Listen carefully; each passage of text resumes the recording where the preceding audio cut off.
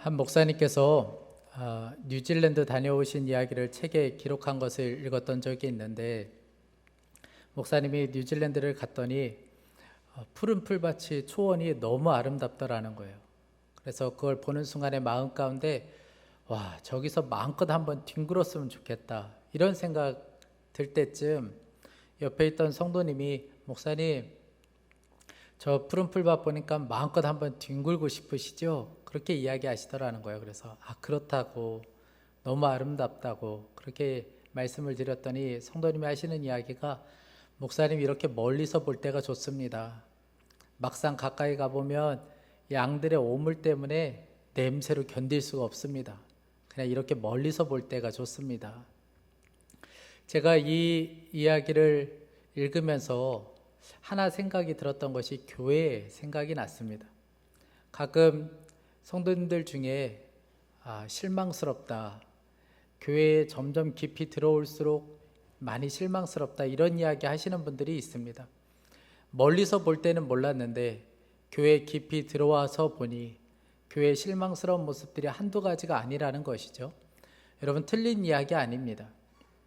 멀리서 볼 때는 못 보던 것들이 막상 교회에 와서 이곳저곳 섬기다 보면 보지 못했던 실망스러운 모습들 많이 볼 때 있습니다. 여러분, 왜 그런 걸까요? 여러 이유가 있겠지만 그 중에 가장 큰 이유가 있다고 한다면 아마 사랑의 문제가 있기 때문에 그럴 겁니다.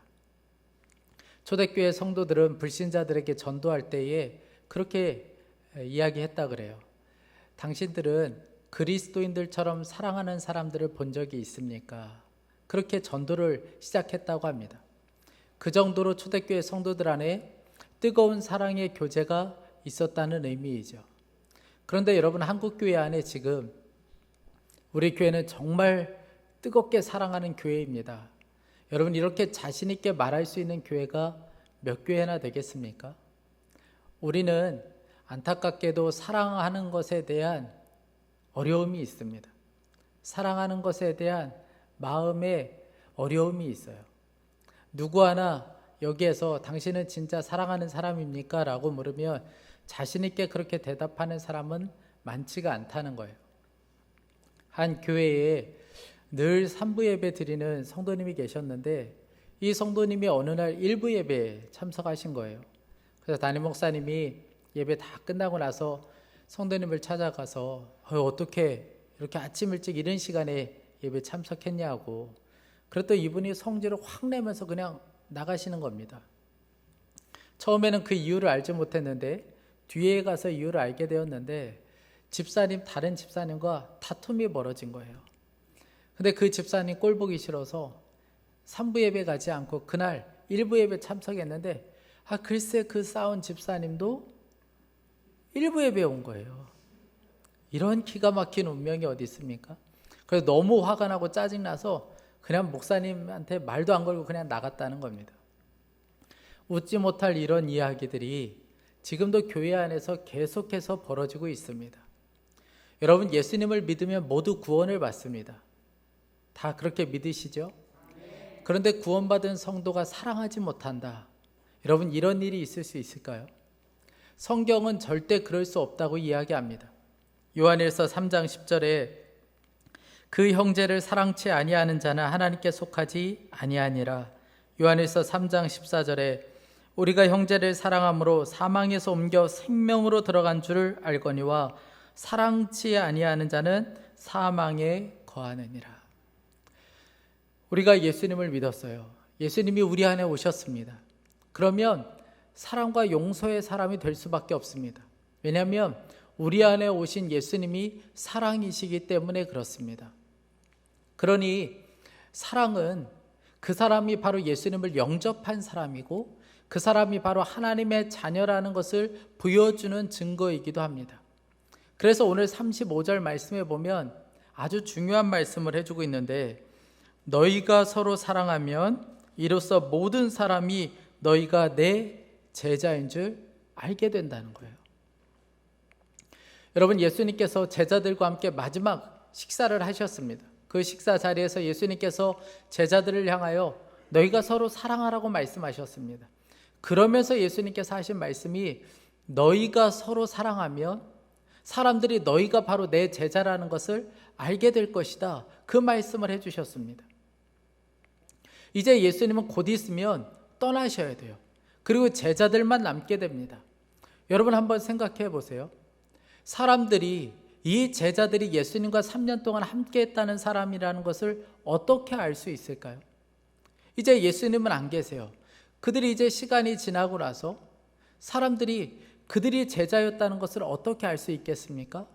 예수님은 사랑을 통해서 알 수 있다고 말해주는 거예요. 우리도 마찬가지입니다. 여러분, 우리가 예수님을 믿고 있고, 그런데 문제는 우리 자신도 그렇고 우리 주변에 있는 사람들도 예수님을 볼 수가 없습니다. 그러면 우리가 예수님을 믿는다는 것을, 우리가 예수님을 너무나 사랑한다는 것을, 우리가 그 예수님과 함께 한다는 것을 어떻게 세상 사람들에게 보여줄 수 있겠습니까? 예수님은 말씀하시기를 사랑에 있다는 거예요. 사랑하면 알게 된다는 겁니다. 그러니 여러분, 사랑은 해도 되고 안 해도 상관없는, 아니면 내 감정이 좋으면 사랑하게 되고 그렇지 않으면 그냥 미워할 수도 있는 그런 차원이 아니라는 거예요. 사랑은 우리가 구원받은 자라는 것을 보여주는 증거예요. 우리가 예수님을 믿고 있는 제자라는 것을 보여주고 있는 중요한 통로입니다.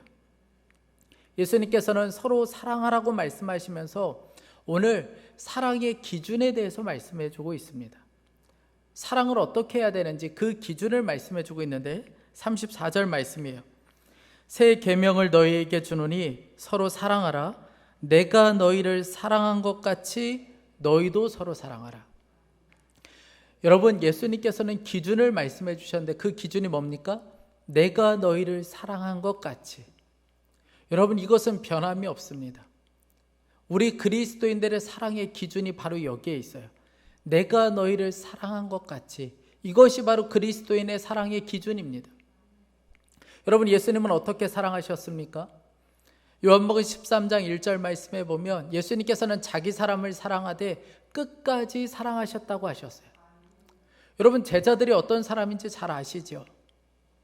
제자들은 예수님을 팔아버린 사람도 있었고, 그리고 예수님을 3번이나 부인한 사람도 있었고, 저주까지 한 사람도 있었습니다.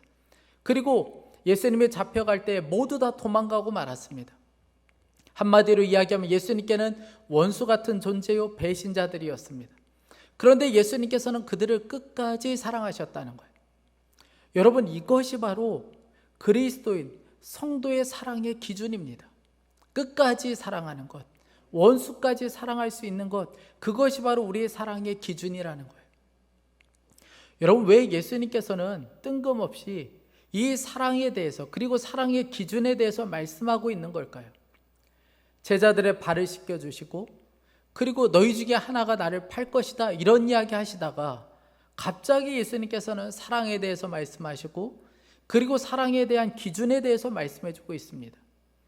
여러분, 왜 예수님께서는 뜬금없이 이런 말씀을 하시는 걸까요? 거기에는 이유가 있습니다. 곧 있으면 제자들의 본심이 드러나기 시작해요. 제자들의 실체가 드러나기 시작합니다. 그래서 가룟 유다는 예수님을 팔게 되죠. 가룟 유다 마음 안에 있는 그 악한 마음이 드러나기 시작합니다. 뿐만 아니라 수제자라 불리는 베드로 역시 예수님을 3번씩이나 부인하게 돼요. 아마 제자들 공동체 안에 심각한 위기가 찾아왔을 겁니다. 서로에 대해서 너무나도 실망하고, 그리고 서로에 대해서 비난하는 말들을 하기 시작할 거예요. 어떻게 저럴 수가 있어? 3년 동안 예수님을 따라다닌 저 사람이 어떻게 저럴 수가 있어? 그러면서 서로 비난하는 말들을 했을 겁니다. 예수님은 알고 계셨던 거예요. 그래서 예수님께서는 예방주사 차원에서 미리 말씀해주고 있는 겁니다. 그 상황이 닥쳤을 때 너희들 서로를 비난하지 말아라. 그리고 내가 너희를 사랑한 것처럼 너희도 사랑하라는 거예요. 그러니 이 사랑을 준비하고 있어야 한다는 것이었죠. 그래서 그 사랑의 기준에 대해서 예수님께서는 말씀하셨던 겁니다. 여러분, 우리는 다 실패하고 넘어지는 존재들입니다. 때로는 여러분 가까이 있는 그 사람을 통하여 굉장히 큰 실망을 경험할 때가 있을 거예요. 아마 여러분들이 목사인 저를 통해서 실망을 경험할 때가 있고, 아마 여러분들이 주변에 있는 내가 그렇게 믿었던 권사님, 믿음 좋아 보였던 그 장로님을 통하여 여러분들이 굉장한 실망을 경험할 때가 있습니다. 여러분, 그때를 준비해야 돼요. 그때를 위하여 사랑을 준비하고 있어야 합니다. 그저 형식적인 사랑, 그저 말뿐인 사랑 가지고는 다 실패할 수밖에 없습니다. 원수까지 사랑할 수 있는 사랑, 끝까지 가는 사랑, 다른 사람의 죄와 허물까지 씻어줄 수 있는 그 사랑으로 준비되어 있어야 사랑에서 성공할 수 있습니다. 그래서 예수님께서는 그 기준을 말씀해 주고 있는 거예요. 그런데 문제는 우리가 어떻게 여기까지 사랑할 수 있느냐가 문제인 거죠. 많은 분들이 우리의 본성상 이렇게 사랑하는 것은 어려운 일이라고 말합니다. 맞는 이야기예요. 여러분, 우리는 그렇게 사랑할 수 없는 사람들입니다. 오늘 말씀 36절 이후에 나오는 베드로의 이야기가 그것을 잘 보여주고 있죠. 베드로가 예수님을 향하여 고백해요. 예수님이 어디 가시든 제가 끝까지 함께 하겠다고 고백합니다. 그런데 그때 예수님께서 조금 서운한 말씀을 하세요. 네가 지금은 따라올 수 없다. 그러나 후에는 따라올 수 있을 것이다. 베드로 마음에 너무 서운한 마음이 드는 거예요. 예수님이 자기 마음, 이 본심을 몰라주는 것 같아 너무 서운한 마음이 들었습니다. 그래서 베드로가 더욱 강하게 자기의 이 의지를 표현해 보여요. 37절 말씀에 베드로가 이르되 주여 내가 지금은 어찌하여 따라갈 수 없나이까 주를 위하여 내 목숨을 버리겠나이다. 주님을 위해서는 목숨을 버리겠다고 말했던 이 베드로, 그러나 얼마 지나지 않아서 예수님이 말씀하신 것처럼 곧 예수님을 3번 부인하게 됩니다. 베드로의 열심, 베드로의 결단으로는 예수님을 사랑할 수도 없었고 예수님을 따라갈 수도 없었습니다. 그런데 우리도 마찬가지예요. 우리의 결심과 우리의 힘만 가지고는 우리는 누구도 사랑할 수 없습니다. 오히려 다른 사람에게 상처와 아픔을 줄 뿐이에요. 제가 한 번은 책을 보다가 고슴도치에 대한 이야기를 읽게 되었습니다. 이 고슴도치는 늘 딜레마에 빠져 있다는 거예요. 너무 혼자 있는 것이 외로워서 다른 고슴도치에게 다가가면 이 다른 고슴도치의 이 가시털이 자기를 너무 찔러서 함께 할 수가 없다는 거예요. 그리고 또 자기 가시털이 다른 고슴도치를 찌르기 때문에 함께 할 수가 없어요. 그래서 결국은 혼자 있게 됩니다. 그리고 또다시 그 외로움에 다른 고슴도치를 찾아가지만 똑같은 일이 벌어지게 된다는 거죠. 그런데 여러분, 우리가 바로 지금 그렇게 살아가고 있습니다. 가정에서, 교회에서, 직장에서 사랑해 보려고 하죠. 사랑해 보려고 저 사람을 어떻게든 이해하고 사랑해 보려고 애쓰고 노력합니다. 그런데 돌아오는 것은 실패요, 절망을 경험할 때가 너무나도 많이 있습니다. 그러니 오늘 이 말씀은 도무지 사랑할 수 없는 우리들에게 지금 서로 사랑하라고 말씀하는 것과 같습니다. 그러니 이 말씀이 들을 때마다 우리에게 부담이 되는 것이죠. 그런데 여러분, 저는 말씀을 준비하다가 갑자기 그런 생각이 들었습니다. 이것이 정말 불가능하다면 예수님께서 우리에게 말씀하셨겠나? 여러분, 그렇지 않겠습니까? 이 말씀이 지키기 어려운 것이라면, 이 말씀이 우리에게 불가능한 말씀이라면 예수님께서 저와 여러분에게 서로 사랑하라고 말씀하셨겠습니까? 가능하니까 말씀하신 것 아니겠어요? 오늘 말씀해 보면 예수님께서 새 계명이라고 말씀하셨습니다. 여러분, 왜 새 계명이라고 말씀하신 걸까요? 서로 사랑하라는 말씀은 구약에도 나와요. 레위기 19장 18절 말씀에 원수를 갚지 말며 동포를 원망하지 말며 내 이웃 사랑하기를 내 자신같이 사랑하라. 나는 여호와니라. 구약에서도 서로 사랑하라고 말씀하셨습니다. 그러나 사랑의 실체가 없었어요. 그래서 실제로는 사랑할 수가 없었습니다. 그런데 예수님이 오셔서 모든 것이 완전히 바뀌게 되었어요. 예수님께서는 하나님의 사랑을 친히 보여주셨습니다. 사랑을 어떻게 해야 되는지, 사랑이 무엇인지에 대해서 예수님께서는 친히 당신이 보여주셨습니다. 그래서 예수님께서는 내가 너희를 사랑한 것 같이 너희도 사랑하라고 말씀하셨어요. 그리고 우리에게 성령을 부어주셨습니다. 우리 안에 계신 성령님은 계속해서 하나님의 사랑이 얼마나 놀라운지를 말씀해주고 있어요. 그리고 우리로 하여금 사랑할 수 있도록 우리 안에서 역사하고 있습니다. 그래서 우리의 힘과 노력으로는 사랑할 수 없었지만 이제는 사랑할 수 있는 사람으로 주님께서 바꾸어 주셨어요. 예수님의 사랑을 먼저 경험하게 하시고 그 사랑으로 다른 사람을 사랑할 수 있게 만들어 주셨습니다. 그래서 그냥 계명이라고 말씀하지 않고 오늘 새 계명이라고 말씀해 주고 있는 거예요. 여러분, 우리 안에는 사랑할 수 있는 힘이 있습니다.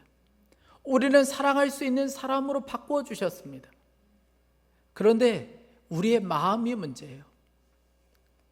충분히 사랑할 수 있게 되었고 그리고 사랑할 수 있도록 주님이 역사도 해주십니다.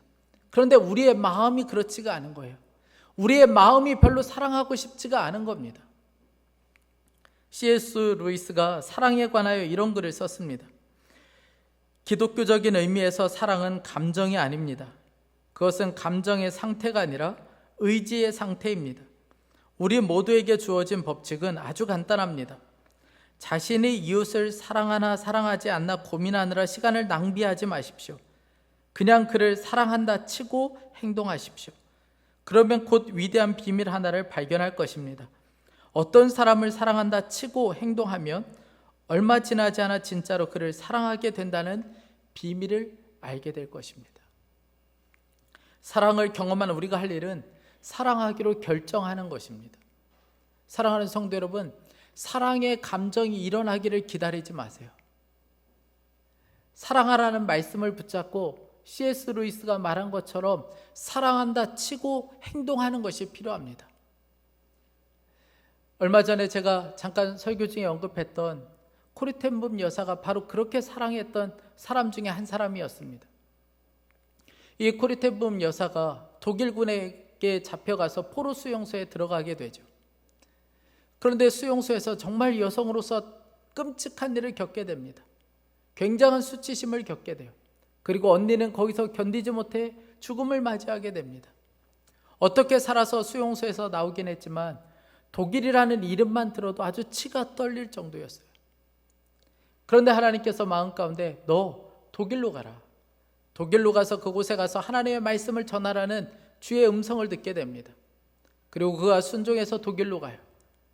어느 날 말씀을 전하고 났는데 사람들이 너무 큰 은혜를 받아서 이 코리 텐 붐 여사와 한 번 인사하기 위하여 줄을 길게 서 있는 거예요. 그런데 그때 어디서 많이 본 사람이 서 있는 겁니다. 보니까 그 간수요. 포로 수용소에서 자기에게 그렇게 수치심을 준 그 간수가 거기 서 있는 겁니다.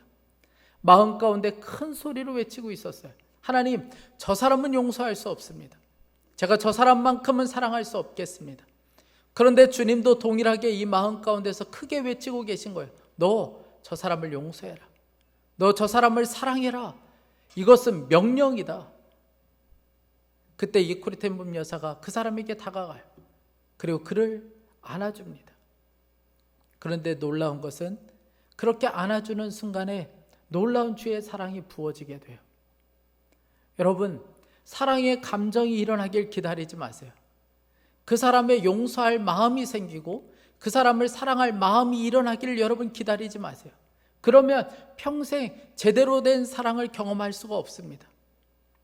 C.S. 루이스가 이야기한 것처럼 서로 사랑하라는 주의 말씀에 순종해서 사랑한다 치고 그 사람을 안아주면 그때에 주님께서 놀라운 사랑을 우리 가운데 부어주시고 우리에게 사랑할 수 있는 힘을 주십니다. 여전히 여러분 사랑이 힘든 분들이 있습니까? 여러분 그렇다면 사랑을 구하세요. 사랑도 주님이 힘을 주셔야 사랑할 수 있습니다. 한 선교사님이 기도 부탁을 하시는데 이렇게 기도 부탁을 하시는 것을 보았습니다. 저를 위해서 기도 좀 많이 해주시기 바랍니다. 특별히 모든 사람을 더욱 깊이 사랑할 수 있도록 기도해 주시기 바랍니다. 제가 아직도 철이 덜 든 것 같습니다. 제가 사역하는 이곳에는 어려운 일, 힘겨운 상황들이 너무나도 많이 생깁니다. 특히 덫에 걸린 나무에 매달린 짐승을 잡아먹지 못해 안달하며 나무 밑에 어슬렁거리는 큰 짐승처럼 저를 괴롭히는 사람들이 참 많습니다. 제가 저들을 미워하지 않는 정도의 믿음은 얻었습니다. 감사하죠. 제게는 저들을 미워할 시간도 없을 뿐더러 그럴 마음이 생기지 않습니다. 오히려 저들을 긍휼히 여기고 격려하고자 하는 마음이 앞섭니다. 그러나 더 너그럽게, 더 다정하게, 더 부드럽게 저들을 품어주고 격려해주지 못하는 저를 발견하게 됩니다. 더욱 안타까운 것은 저들이 나를 향한 이유 없이 미워하는 마음에 감동을 안겨 저들이 미움의 줄을 스스로 풀어놓을 정도로 나의 사랑이 큰 위력을 가지지 못한다는 사실입니다. 정말 큰 사랑, 아무나 아무 것이나 녹여낼 수 있는 녹익은 사랑을 가질 수 있도록 기도를 부탁합니다. 제가 참 마음이 괴롭습니다. 사랑하는 성도 여러분, 정말 이렇게까지 해야 되는 겁니까? 이렇게까지 사랑을 구하며, 이렇게까지 녹익은 사랑 구하며, 여러분 이렇게까지 해야 되는 것입니까? 그냥 사랑할 수 있는 사람 사랑하고 그냥 적당히 신앙생활하면 될 것을 여러분 우리가 꼭 이렇게까지 살아야 되는 겁니까? 제가 말씀을 준비하는 가운데 오늘 말씀을 듣는 중에 성도들 중에는 이런 마음일 수 있겠다는 생각이 들었습니다. 굳이 저렇게까지 해야 되는가? 저렇게까지 애를 써야 되는가? 이런 질문을 가진 성도들도 있겠다는 생각이 들었습니다. 여러분 정말 이렇게까지 해야 되는 겁니까? 예, 이렇게까지 해야 합니다. 왜냐하면 교회는 사랑으로 그 존재를 드러내는 곳이 교회이기 때문에 그렇습니다. 교회는 사랑으로 그 존재감을 드러내는 곳이 교회예요. 그래서 사랑을 잃어버리면 교회는 전부를 잃어버린 거나 마찬가지입니다. 이건 여러분들도 마찬가지고 저도 마찬가지입니다. 우리가 만약 사랑을 잃어버리면 오늘 말씀에 비춰보면 제자가 아니라는 거예요. 성도가 아니라는 겁니다. 내가 아무리 성도라고 우겨도, 내가 아무리 제자라고 우겨도 하나님은 인정할 수가 없다는 거예요. 그래서 여러분, 교회는 사랑으로 그 존재를 드러내는 곳이 바로 교회입니다. 에베소 교회가 그랬잖아요. 에베소 교회는 정말 대단한 교회였습니다. 그들이 힘을 다하여 이단과 악한 자들로 교회를 지키려고 몸부림을 쳤던 교회가 바로 에베소 교회였습니다. 그들은 정말 칭찬받아 마땅했어요. 교회를 잘 지켜냈습니다. 그런데 그러느라 결국 가장 중요한 사랑을 잃어버리고 말았어요. 요한계시록 2장 4절입니다. 그러나 너를 책망할 것이 있나니 너의 처음 사랑을 버렸느니라. 교회 지키겠다고 눈에 불을 켜고 사람들을 찾아냈어요. 이단처럼 보이는 사람, 악한 자들 교회에서 색출해냈습니다. 그러면서 교회를 지켜냈어요. 그런데 그러느라 가장 중요한 사랑을 잃어버리고 말았습니다. 그때 예수님께서 이 에베소 교회를 향하여 무섭게 책망하시는데 요한계시록 2장 5절이에요. 회개하지 아니하면 내가 내게 가서 내 촛대를 그 자리에서 옮기리라. 여러분 이건 너무 심한 말씀 아닙니까? 교회를 지키느라 밤낮 잠을 못 자며 그들이 열심히 교회를 지켰습니다. 그들이 마음을 다하여 교회를 세워갔어요. 그런데 여러분 사랑 하나 못했다고 촛대를 옮기시겠다. 여러분 이거 너무 심한 말씀 아닙니까? 교회로 인정하지 않겠다는 말씀이에요. 그런데 여러분 주님은 단호하세요. 사랑 잃어버리면 전부 잃어버린 거라는 거예요. 사랑은 그 무엇으로도 대신할 수 없다는 겁니다. 그러니 여러분 사랑 못하는 것 어쩔 수 없는 일이라고 생각해서는 큰일 나는 거예요. 교회로 부름받은 우리에게 가장 중요한 것은 사랑이에요. 제자 훈련도 하고 전도도 하고 봉사도 하고 다 했어요. 그런데 사랑만 못했어요. 그러면 전부를 잃어버린 거나 마찬가지입니다. 교회는 사랑하지 못하는 사람들을 불러 모아서 사랑하는 사람으로 만들어내는 것이 교회입니다. 그게 바로 또한 제자훈련이에요. 여러분 사랑하는 사람이 그리스도인이에요. 사랑하는 사람이 제자입니다. 우리가 결국 돌아가야 될 곳은 사랑이에요. 제가 오늘 말씀을 준비하면서 참 마음이 어려움을 경험했습니다. 늘 사랑을 주제로 말씀을 전할 때면 괴로워요. 왜냐하면 사랑 없는 제 자신을 보기 때문에 그렇습니다. 제가 오늘 이 말씀을 추석 명절 기간에 말씀을 묵상하는데 참 많은 도전을 받았어요. 그래서 이 말씀을 가지고 우리 가족들이 함께 예배를 드리며 이 말씀을 나눴으면 좋겠다, 이런 생각이 들었습니다. 그리고 나서 추석 당일날 아침에 이 가족들과 함께 예배를 드려야 되는데 가족들에게 예배를 드리자고 말할 수가 없는 거예요. 왜냐면 제가 그 전날에 우리 아이에게 엄청 짜증스럽게 이야기하고 감정이 완전 상한 상태로 말도 하지 않고 잠에 들었기 때문에 예배 드리자고 말할 수가 없는 겁니다. 그래서 제가 거실을 몇 바퀴를 서성였어요. 그러다가 아내에게 예배 드리자고 이야기를 했습니다. 아이에게는 직접 가지는 못하고 아이가 들릴 수 있도록 제가 예배 드리자고 이야기했어요. 그런데 아무도 나오지를 않는 겁니다. 제가 원하는 시간에 제가 원하는 방법으로 예배를 드리지 않는 거예요. 그런데 점점 막 마음에서 분노가 일어나기 시작하는 거예요. 그러고 보니까 제가 예배 드리자고 해놓고 짜증을 내고 있는 거예요. 사랑에 대해서 이야기를 해야 되는데 결국 내 마음 안에는 사랑이 전혀 없는 거예요. 너무 절망스러운 마음이 들었습니다. 제가 목사이고 우리 가정이 목사 가정인데 함께 예배하자고 말하는 것이 어렵고 함께 기도하자고 말하는 것이 어려운 이 현실을 보면서 제 자신이 너무나도 절망스러운 마음이 들었습니다. 그러면서 한 가지 깨닫게 된 것이 있어요. 목사도 사랑 잃어버리면 목사로서의 담대함을 잃어버리게 된다는 거예요. 사랑 잃어버리면 가족들에게조차 함께 예배하자고 이런 말조차도 할 수 없게 된다는 겁니다. 사랑하는 성도 여러분, 우리의 담대함은 다른 것에 있지 않고 사랑에 있습니다. 우리가 사랑하지 못하면 어디 가서도 성도라고 말할 수가 없어요. 어디 가서도 우리가 임마누엘 교인이라고 말할 수가 없습니다. 여러분, 세상 사람들은 우리가 대단한 일을 한다고 해서 놀라지 않습니다. 우리 교회가 크게 훌륭하게 교회를 새롭게 건축한다고 해서 이 주변에 있는 사람들은 놀라지 않습니다. 우리가 재정적으로 풍부하고 많은 사람들이 모여 예배를 드린다 할지라도 세상 사람들은 놀라지 않습니다. 그런데 사랑하면 그때부터 놀라기 시작해요. 여러분, 사랑하면 그때부터 사람들은 저희가 진짜 교회구나, 저 사람은 진짜 예수님의 제자구나, 이것을 알기 시작합니다. 저와 여러분이 사랑으로 교회됨을 알릴 수 있기를 간절히 축복합니다. 사랑으로 제자됨을 알릴 수 있기를 간절히 원합니다. 저는 말씀을 준비하면서 한 가지 간절하게 기도했던 제목이 있습니다. 하나님, 우리가 다 부족해도 사랑에는 부족함이 없게 해주십시오. 진짜 사랑에는 부족함이 없게 해주십시오. 여러분, 이것이 여러분의 기도가 될 수 있기를 간절히 원합니다. 우리 가정의 형편을 보면 부족한 게 많죠. 우리 자신을 보면 부족한 게 참 많습니다. 그런데 여러분, 사랑에는 부족함이 없는 저와 여러분이 될 수 있기를 간절히 축복합니다. 함께 기도하겠습니다. 우리 시간에 우리 자신을 위하여 또 교회를 위하여 함께 기도하겠습니다. 주님께서는 오늘 너무나도 분명하게 사랑의 기준에 대해서 말씀해 주고 있습니다.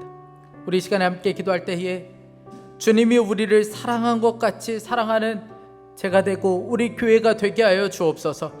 다른 것은 다 부족한데 사랑에는 부족함이 없는 교회가 되게 하여 주옵소서. 이 주변의 사랑을 통하여 우리 교회가 진정한 교회라는 것을 보여줄 수 있게 하여 주옵소서. 우리 간절한 마음으로 주여 한번 부르짖고 기도하겠습니다. 주여, 하나님 아버지, 주여 은혜를 베풀어 주소서. 하나님 아버지, 우리가 진정한 교회임을, 우리가 하나님 아버지 진정한 제자임을 하나님 아버지 사랑을 통하여 보여줄 수 있게 하여 주옵소서. 하나님 아버지, 진정한 교회를 보기 원하는 이때에, 진정한 그리스도인들을 보기 원하는 이때에 하나님, 제가 사랑을 통하여 보여줄 수 있게 하여 주십시오. 사랑을 통하여 우리 교회가 진정한 교회라는 것을 보여주고, 우리가 하나님 아버지 다른 것은 다 부족해도 사랑에는 부족함이 없는 교회가 되게 해주십시오. 하나님 아버지, 우리가 사람은 부족하고 하나님 재정은 부족하고 여러 가지 하나님 아버지 실력은 부족하다 할지라도 하나님 아버지, 주는 우리가 사랑의 만큼은 부족함이 없도록 주여 은혜를 베풀어 주소서. 오늘 하나님 아버지 사랑의 절망을 경험하고 있는 이들에게 오늘 다시 일어설 수 있게 하여 주시고 다시 회복하는 역사가 있게 하여 주옵소서. 하나님 아버지, 주여 우리를 긍휼히 여겨 주옵소서. 주옵소서. 우리가 바로 사랑에 실패한 자이고 사랑에 늘 절망하는 자입니다. 하나님 아버지, 우리를 다시 살려주시고 하나님 아버지 다시 그 자리에 세워주시옵소서. 우리 안에 사랑의 기준이 분명할 수 있게 하여 주시기 원합니다. 새 계명을 허락하신 주님, 우리의 힘으로 사랑할 수 없지만 주님께서 우리를 통하여 사랑하게 하셨으니 그 믿음으로 나갈 수 있도록 인도하여 주옵소서. 하나님 주여 은혜를 베풀어 주소서. 하나님 주님이 역사하소서. 하나님, 사랑하는 주님, 우리의 마음이 참 절망스럽습니다. 그렇게 오래 신앙생활했지만 사랑에 있어서는 늘 실패하고 넘어지는 우리 자신을 보며 하나님 너무나도 마음이 안타깝습니다. 하나님, 어디 가서 성도라고 당당하게 말하지 못하고 가족들에게조차도 내가 그렇게 믿음을 말할 수 없는, 하나님, 그것이 우리들의 모습입니다. 오늘 하나님 아버지, 우리를 긍휼히 여겨 주십시오. 하나님, 우리로 하여금 다시 사랑을 결단할 수 있게 하여 주시기 원합니다. 하나님, 주님께서 말씀하신 그 사랑의 기준, 내가 너희를 사랑한 것 같이 하나님, 이 사랑의 기준을 우리가 붙잡게 하여 주옵소서. 주님이 우리를 그렇게 사랑하신 것처럼 우리도 하나님 아버지 사랑하며 사는 자로 서게 하여 주십시오. 하나님, 우리 교회가 사랑을 통하여 교회됨을 보여줄 수 있게 하여 주시고 우리가 사랑을 통하여 제자됨을 보여주는 그런 교회와 성도가 될 수 있게 하여 주옵소서. 우리가 다른 것은 다 부족해도 사랑에는 부족함이 없게 해주십시오. 하나님, 진짜 그런 교회 세우고 싶습니다. 하나님 아버지, 진정한 교회를 찾기 원하고 진정한 그리스도인들을 보기 원하는 이 때에 우리 교회가 바로 그런 교회, 하나님 사랑으로 충만한 교회가 될 수 있게 하여 주옵소서. 어떤 사람이 와도 사랑으로 녹여낼 수 있는 그런 교회 되게 하여 주옵소서. 하나님 아버지, 사랑을 잘 준비할 수 있게 해주십시오. 서로에 대해서 실망스러운 모습 볼 때에 우리가 하나님 기꺼이 주님이 우리를 사랑하신 것처럼 사랑할 수 있는 하나님 그런 교회 되게 하여 주옵소서. 우리 가정도 그렇게 사랑으로 세워지길 원합니다. 하나님, 부부 관계, 부모와 자녀 관계 가운데 무너진 관계가 있습니까? 사랑으로 다시 회복될 수 있게 하여 주옵소서. 하나님, 오늘도 주님 앞에 예배하며 귀한 예물을 드리는 성도들이 있습니다. 온라인으로 예배하는 성도들도 있습니다. 하나님, 저들의 예물을 기쁘게 받아주시고 재정적인 묶임에서 풀어주시고 늘 감사가 충만할 수 있게 하여 주옵소서. 하나님, 이 나라를 주의 보혈로 덮어주시고 열방에 나가 선교하는 선교사님들을 오늘도 지켜주옵소서. 하나님, 감사합니다. 주 예수 그리스도의 이름으로 기도했습니다. 아멘.